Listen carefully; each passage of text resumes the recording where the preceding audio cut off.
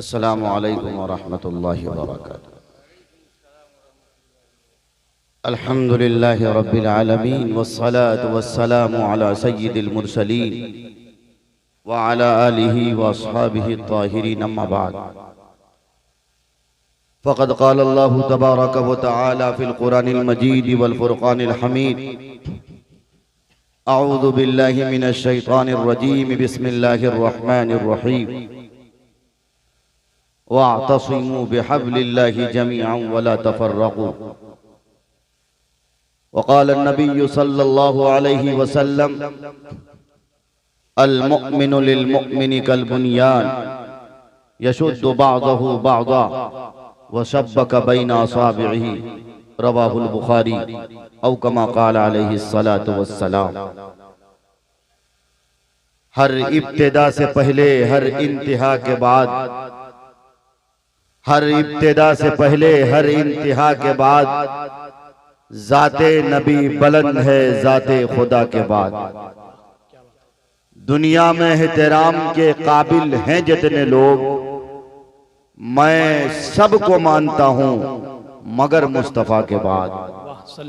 मैं सबको मानता हूं मगर मुस्तफ़ा के बाद। और कत्ले हुसैन असल में मर्गे यजीद है। कत्ले हुसैन असल में मर्गे यजीद है। इस्लाम जिंदा होता है हर करबला के बाद। इस्लाम जिंदा होता है हर करबला के बाद।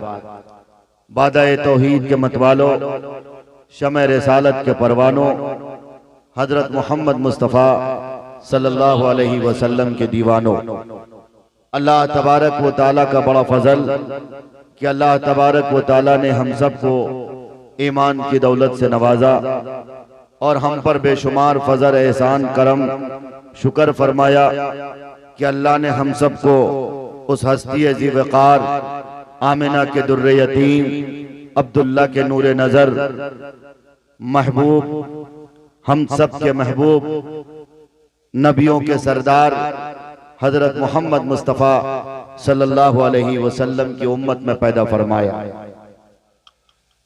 इससे कबल कि मैं अपनी बात को आगे बढ़ाऊं, छोटी सी आपसे गुजारिश, जहां जहां कुर्सियां जिनके सामने खाली पड़ी हैं, आप उन कुर्सियों को जरा पुर करेंगे। जहमत होगी, लेकिन मुमकिन है कि अल्लाह इस जहमत में रहमत डाले। चूंकि मजलिसें जब खाली हुआ करती हैं और बीच में जब जगह खाली रहती हैं, शैतान के चेले चपाटे उन जगहों पे बैठ जाया करते। वैसे अब हमारी मजलिस में कब शैतान आते हैं और कब जाते हैं पता ही नहीं चलता। अल्लाह खैर का मामला फरमाए। दरूद शरीफ पढ़ लीजिए। अल्लाहुम्मा सल्ली अला मुहम्मद व अला आलि मुहम्मद कमा सल्लैता अला इब्राहीम व अला आलि इब्राहीम इन्नका हमीदुम मजीद। अल्लाहुम्मा बारिक अला मुहम्मद व अला आलि मुहम्मद कमा बारकता अला इब्राहीम व अला आलि इब्राहीम इन्नका हमीदुम मजीद। रमज़ानुल मुबारक का महीना अभी गुजरा है और उसके फौरन बाद शव्वालुल मुकर्रम का महीना चल रहा है। सुना कि रमज़ानुल मुबारक के महीने में शैतान को कैदो बंद कर दिया जाता, शैतान की दुकानें भी बंद कर दी जाती हैं। लेकिन हमारी नौजवान नस्लें ये इंसाफ करके बताएंगी कि आपके दिल में शैतान की हुकूमत थी कि नहीं थी, या ये कि खुद ही आप शैतान का आयल के मैच देखने की वजह से आप नमाजों को भी छोड़ते थे और तरावियों को भी बालाए ताक पे रखते थे। रमजान ये मेहमान महीना आया और चला भी गया, अपनी रहमतें लेके चला गया। वो इंसान खुशनसीब जो इस महीने से लुत्फ अंदोज हुआ, जो इस महीने की रहमतों से अपने आप को मालामाल किया।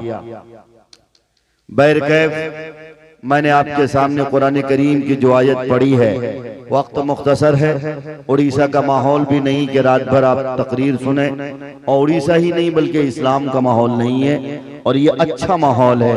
इसलिए उड़ीसा के जलसे हिंदुस्तान भर में जहां जहां भी जलसे होते हैं, उड़ीसा के जलसे का तस्करा जरूर किया जाता है कि अगर किसी को जलसा कराना हो, किसी को मेहमान नवाजी सीखनी हो तो उड़ीसा जाएं। और ये मैं अगर कहूँ, मैं तो तिफले मकतब हूँ, सुल्तानुल मुनाज़रीन माहिए हजरत मौलाना सैयद ताहिर हुसैन गयावी साहब नव्वर अल्लाहु मरकदहू आखिर में ये फरमाया करते थे कि मैंने ऐसी मेहमान नवाजी और ऐसा उम्दा और वसी दस्तरखान आज तक ससुराल में भी नहीं देखा जैसा दस्तरखान के उड़ीसा वाले सजाते हैं।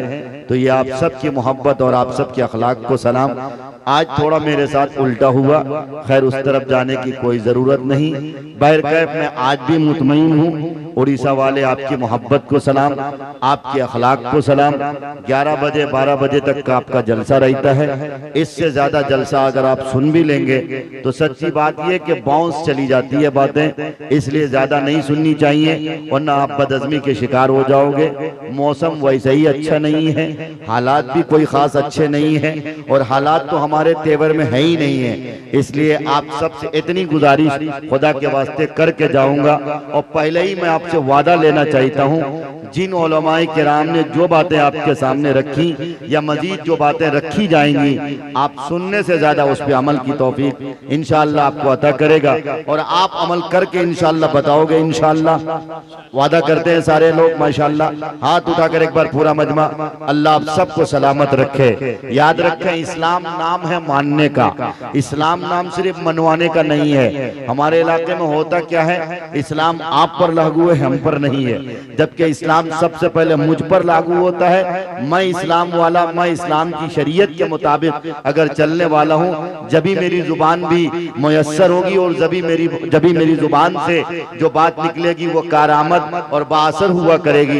इसीलिए अल्लामा इकबाल ने कहा था, असर करे न करे सुन तो लो मेरी फरियाद, नहीं है दाद का तालिब या बंदा आजाद। इसलिए आप सुनने के लिए सिर्फ ना आए। वैसे ही मुसलमान सुन सुन कर सुन्न हो चुका है। सुन्नी मुसलमानों की तादाद भी बहुत बढ़ गई है, चाहे कि अमली तौर पे वो सुन्नी हो न हो, कौली तौर पे सुन्नी हर कोई बनता है।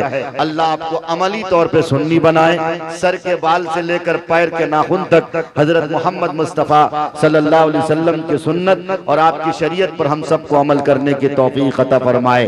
बुजुर्गों, मैंने आपके जो कुरान करीम की आयत आपके सामने पढ़ी है, जिसका साफ साफ तर्जमा बारहा आप सुनते आए हैं और आज मजीद मैं इसी पर गुफ्तगू थोड़ी देर करूंगा।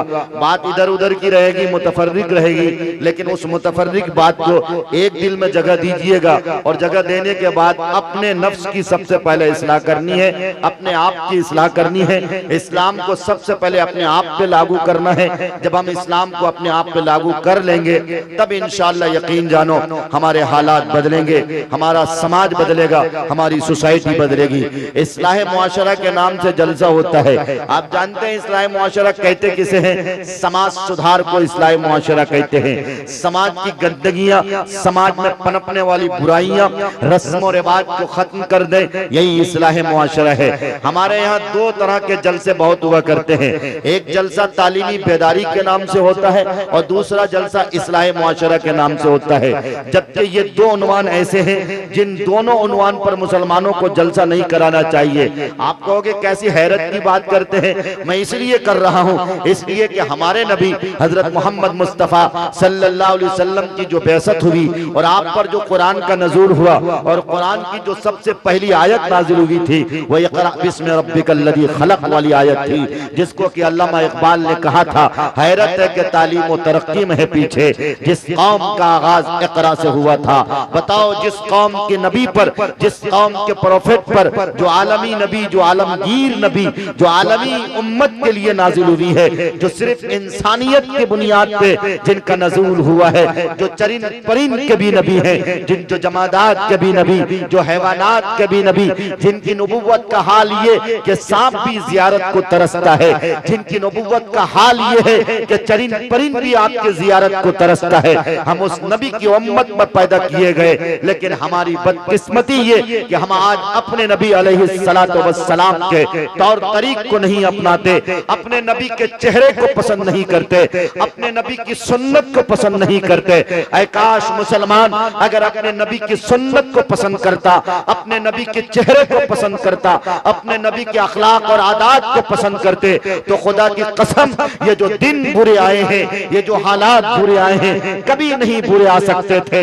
याद रखो मुसलमानों, बहुत पहले हफीज जालंधरी ने कहा था, दिल बदल सकते हैं, जज्बात बदल सकते हैं, मुल्क के फिक्रो ख्यालात बदल सकते हैं, दौरे मौजूद के दिन रात बदल सकते हैं। यारो हम तुम बदल जाओ तो हालात बदल सकते हैं, हम तुम बदल जाओ तो हालात बदल सकते हैं। इसलिए सबसे पहले आज आपको यहाँ से उठना है और उठते हुए ये अज़्म करना, ये इरादा करना है, अपने अंदर ये बात पैबस्त करनी है कि सबसे पहले इंशाअल्लाह मैं अपने आप को इस्लाम के मुताबिक जिंदगी गुजारने पर मजबूर करूंगा, ख्वाहिशात नफसानी की पैरवी नहीं करूंगा, दुनिया के रस्म रिवाज को तलाक दूंगा।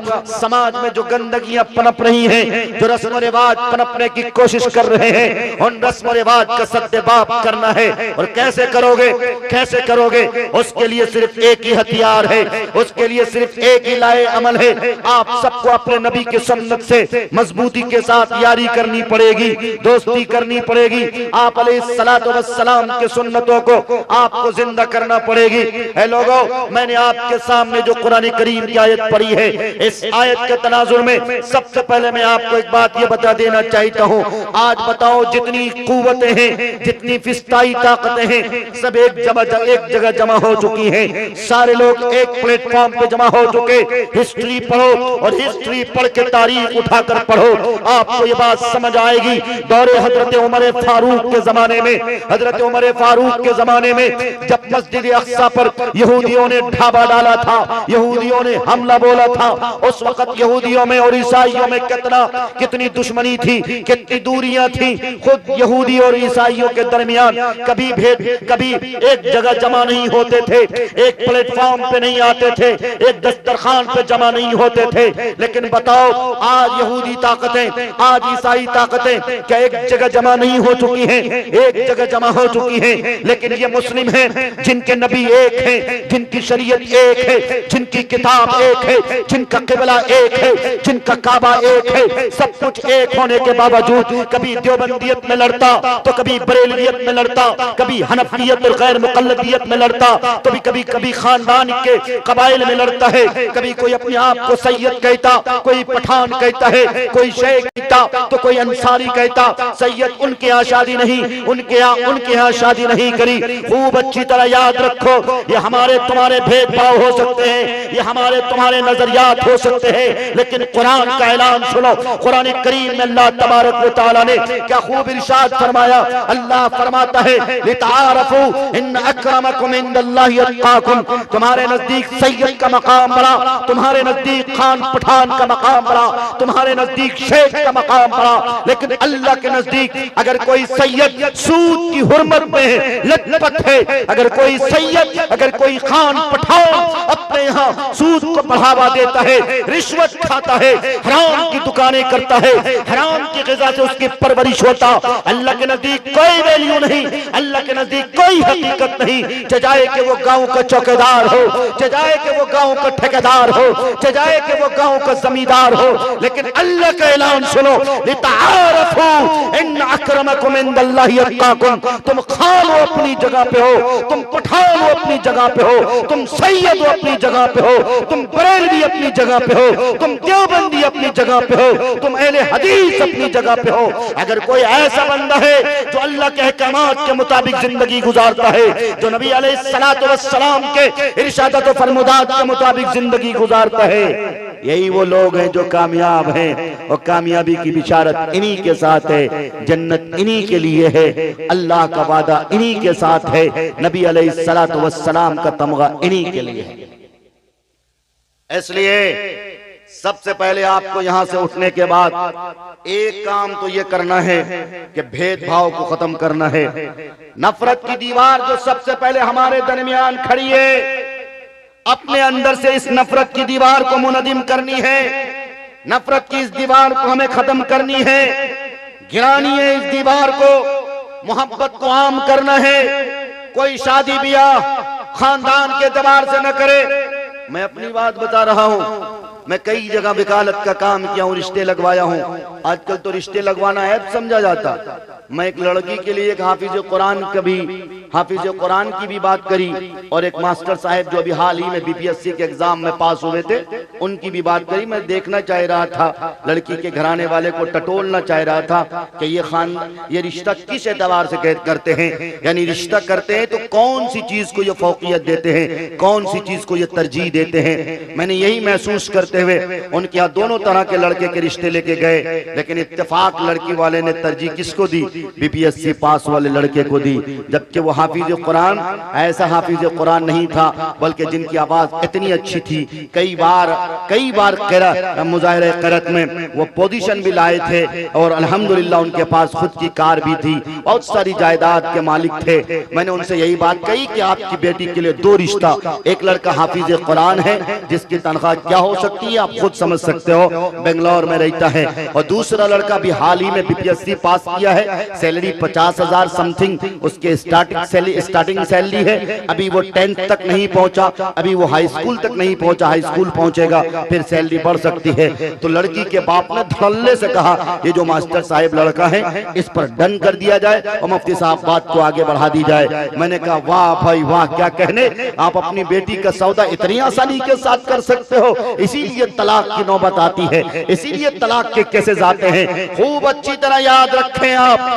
अपनी बेटी के लिए कोई मास्टर लड़का ढूंढ सकते हैं, कोई तिजारत वाला लड़का ढूंढ सकते हैं, कोई साहिबी हैसियत वाला लड़का ढूंढ सकते हैं। साहिबी हैसियत वाला लड़का तो मिल सकता है, मास्टर और इंजीनियर लड़का तो मिल सकता है, डॉक्टर और बहुत बड़ा बिजनेसमैन लड़का मिल सकता है, लेकिन याद रखो जिस लड़के के अंदर दीनदारी नहीं होगी, जो लड़का मोहम्मद रसूलुल्लाह का गुलाम नहीं होगा, वो लड़का कभी भी तेरी बेटी की कदर नहीं कर सकता, तेरी बेटी की इज्जत नहीं कर सकता, तेरी बेटी की हर मोड़ पे ख्याल नहीं रख सकता। इसलिए आप अलैहिस्सलातु वस्सलाम ने जहां रिश्ते के इंतखाब को बताया, वहीं पर आप अलैहिस्सलाम ने यह भी फरमाया रिश्ते के इंतखाब में सबसे पहले अगर किसी चीज को तरजीह दी जाएगी वो दीनदारी को तरजीह दी जाएगी, वो तकवे को तरजीह दी जाएगी, वो तहारत को तरजीह दी जाएगी।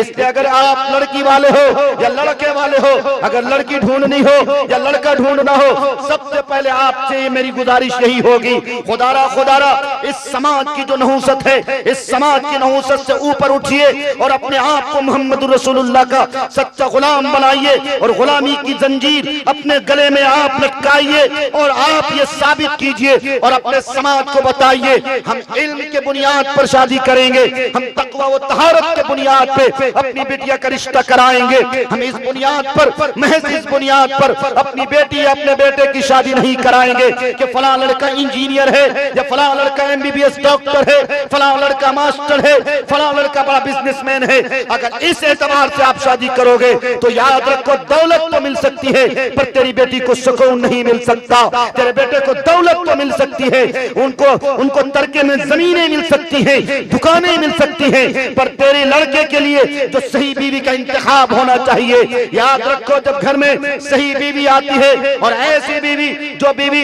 हजरत मोहम्मद मुस्तफा सल्लल्लाहु अलैहि वसल्लम की चहेती बिटिया हजरत फातिमातुज़ ज़हरा की कनीज़ा हो, हजरत फातिमातुज़ ज़हरा की हया को अपनी जिंदगी में उतारने वाली हो, ऐसी लड़की जब आपके घर आती है, ऐसी लड़की को जब आप बहू बना के लाते हो, ऐसी लड़की को जब आप अपनी बीवी बना के लाते हो तो फिर आपके घर का माहौल जन्नतनुमा होने लगता है, आपके घर से खुशबू आती है, आपके घर बरकत आती है, आपके घर रहमत के दरवाजे खुलते हैं। लोगों खूब अच्छी तरह याद रखो, मेरे नबी की तालीमात में एक तालीम यह भी है, अगर आपकी लड़की, अगर आपकी बीवी, अगर आपकी बहू नेक होगी, उसकी आंखें पाकबाज होंगी, वो अगर बाहया होंगी, वो अपने दुपट्टे को सर का बोझ न समझेंगी, तो फिर याद रखो उसकी गोद से जो बच्चा पलेगा, उसके पेट में जो बच्चा पलेगा, वो वक्त का कुतुब बनेगा, वो वक्त का अब्दाल बनेगा, वो वक्त के शकुल हिंद बनेंगे, वो वक्त के मार्के आजादी, मार्के में नारा बुलंद करने वाला टीपू सुल्तान बनेगा, सलाहुद्दीन अय्यूबी बनेगा। इसलिए ए मुकद्दस ख़वातीन हज़रात, मैं आप सबसे ये कह देना चाहता हूँ, अगर आपने दुपट्टे को सर का बोझ समझ रखा है, अगर आप आप इस फैशन के दौर में बुर्के को टाइट पहनती हैं, जिस बुर्के के पहनने के बावजूद आप नंगी नजर आती हो, आपके नशे व फराज का अंदाजा होता है, आपकी शर्मगाह तक नजर आती है। याद रखो, ऐसा बुर्का जो कमर और पीठ दोनों को जुदा जुदा कर दे, इस बुर्के से बेहतर है कि आप बुर्का न पहनो। ऐसा बुर्का न पहनो जिस बुर्के को बुर्के की जरूरत पड़े। इसलिए मैं कहता हूँ ख़वातीनो हज़रात, तुम जागो, तुम बेदार हो जाओ। समाज की तकदीर बदलने में तुम्हारा बड़ा रोल होगा। तुम अगर सुधर जाओगी, तुम्हारी आंखें बहाया होंगी, तुम अगर पाकबाज बनोगी, तुम अगर हजरत फातिमा ज़हरा रज़ी अल्लाहु अन्हा की सच्ची पक्की खादिमा और सच्ची पक्की कनीज़ा बन जाओगी, तुम ही वो मुक़द्दस ख़वातीन हो। तुम जब बहाया थी, जब तुम पाक दामन थी, जब तुम्हारी आंखें बहाया थी, जब तुम चलते थे अपनी निगाहों को नीचे रख करके चला करती थी, तो फिर याद होना चाहिए तुम ही वो मुक़द्दस ख़वातीनों की जमात हो जिसने अपने पेट से वक्त के कुतुब को जन्म दिया है। अंबिया की जमात को जन्म देने वाली जात कोई और नहीं है, बल्कि औरतों की जमात है। हाँ हाँ, तुम ही वो मुक़द्दस ख़वातीन हो। जब तक तुम बहाया थी, जब तक तुम पाक दामन थी, जब तक तुम्हारी जिंदगी में फातिमा की हया मौजूद थी, तुम्हारी गोद से पीराने पीर अब्दुल कादिर जिलानी पैदा होते थे। हाँ हाँ, तुम ही वो मुक़द्दस खातून हो। जब तक तुम बहाया थी, जब तक तुम पाक दामन थी, जब तुम्हें अपनी आंख की हिफाजत की फिक्र हुआ करती थी, तुम्हारी गोद से कोई सलाहुद्दीन अय्यूबी पैदा होते थे, कोई टीपू सुल्तान पैदा होते थे, कोई महमूद गज़नवी पैदा होते, तो कोई कासिम नानुतवी पैदा होते थे, तो कोई वक्त के मुफक्किर इस्लाम हजरत मौलाना सैयद अबुल हसन अली हसनी नदवी जैसी शख्सियत पैदा हुआ करते थे। जब तुम बिगड़ गई, जब तुम्हारी आंखें बेहया हो गई, जब तुमने दुपट्टे को सर का बोझ समझा, जब तुमने फैशन वाला बुर्का पहना, फिर पता है क्या होता है, तुम्हारी गोद से के वक्त का दहरिया पैदा होता है।